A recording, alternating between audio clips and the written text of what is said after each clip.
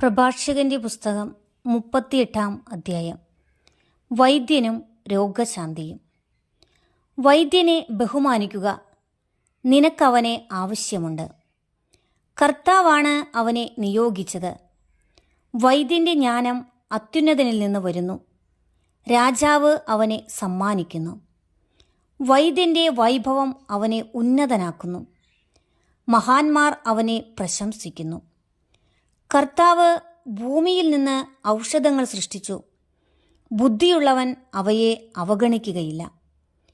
അവിടുന്ന് വെള്ളത്തെ തടിക്കഷ്ണം കൊണ്ട് മധുരീകരിച്ച് തൻ്റെ ശക്തി വെളിപ്പെടുത്തിയില്ലേ? മനുഷ്യൻ്റെ അത്ഭുതകൃത്യങ്ങളിൽ മഹത്വപ്പെടേണ്ടതിന് അവിടുന്ന് മനുഷ്യർക്ക് സിദ്ധികൾ നൽകി.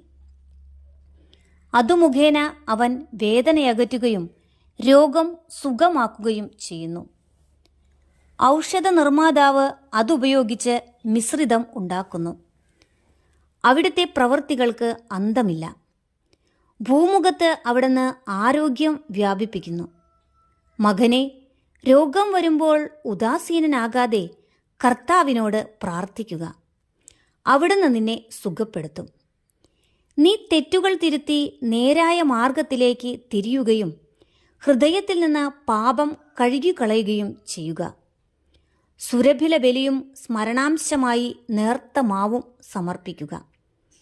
കാഴ്ചവസ്തുക്കളിൽ കഴിവിനൊത്ത് എണ്ണ പകരുക.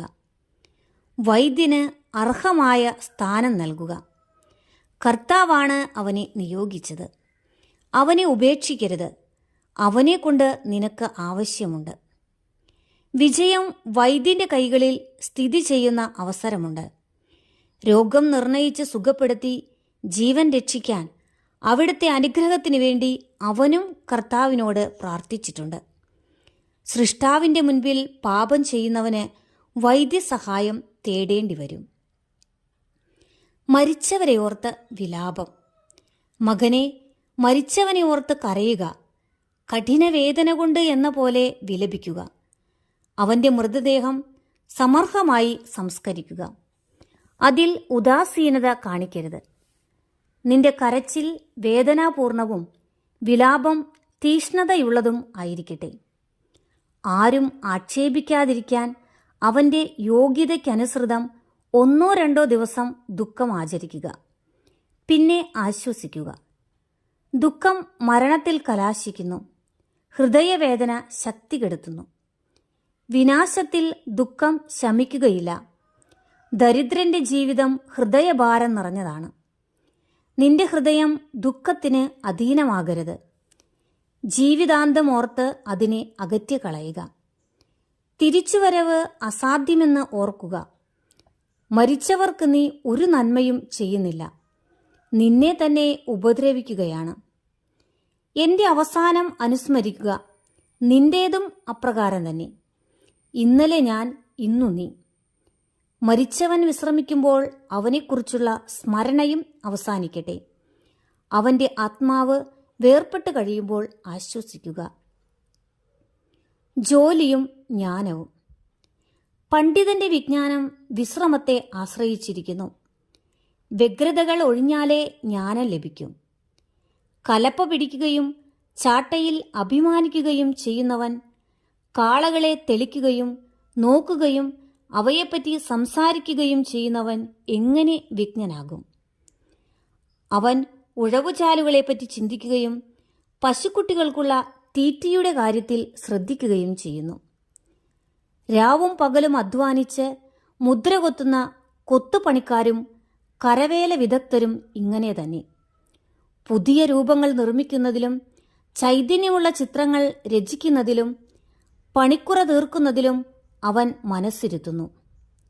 ഉലയൂതുന്ന ഇരുമ്പ് പണിക്കാരനും അങ്ങനെ തന്നെ. അഗ്നിയിൽ തട്ടിവരുന്ന കാറ്റ് അവൻ്റെ മാംസം ഉരുക്കിക്കളയുന്നു. ഉലയിലെ ചൂടേറ്റ് അവൻ ഇല്ലാതാവുകയാണ്. കൂടമടിക്കുന്ന ശബ്ദമാണ് അവൻ്റെ കാതുകളിൽ. അവൻ്റെ കണ്ണുകൾ പണിത്തരങ്ങളുടെ രൂപഭംഗിയിൽ പതിയുന്നു. അവ പണിക്കുറ തീർത്ത് അലങ്കരിക്കാൻ അവൻ ദൃഢശ്രദ്ധനാണ്. കാലുകൊണ്ട് ചക്രം തിരിച്ച് ജോലി ചെയ്യുന്ന കുശവനും അങ്ങനെ തന്നെ. അവൻ സർവദാ കൃത്യനിർവഹണത്തിൽ മുഴുകിയിരിക്കുന്നു. എണ്ണം നോക്കിയാണ് അവൻ്റെ പ്രയത്നം നിർണയിക്കുന്നത്. അവൻ കൈകൊണ്ട് കളിമണ്ണിന് രൂപം കൊടുക്കുന്നു, കാലുകൊണ്ട് കുഴച്ച് പാകമാക്കുന്നു, മിനുക്കുന്നതിൽ അവൻ ശ്രദ്ധ പതിക്കുന്നു, തീച്ചൂള വൃത്തിയാക്കുന്നതിലും അവൻ ശ്രദ്ധിക്കുന്നു. ഇവരെല്ലാം കരവിരുതിനെ ആശ്രയിച്ചിരിക്കുന്നു. ഓരോരുത്തരും താന്താങ്ങളുടെ തൊഴിലിൽ സമർത്ഥരാണ്. അവരെ കൂടാതെ നഗരം പണിയാനാവില്ല. ആളുകൾക്കവിടെ വരുന്നതിനോ താമസിക്കുന്നതിനോ സാധിക്കുകയില്ല. എങ്കിലും പൗരസമിതികളിലേക്ക് അവർ വിളിക്കപ്പെടുന്നില്ല. പൊതുസഭയിൽ അവർക്ക് പ്രാമുഖ്യമില്ല. ന്യായാസനത്തിൽ അവർ ഇരിക്കുന്നില്ല. വിധി പ്രസ്താവം അവർ ഗ്രഹിക്കുന്നില്ല.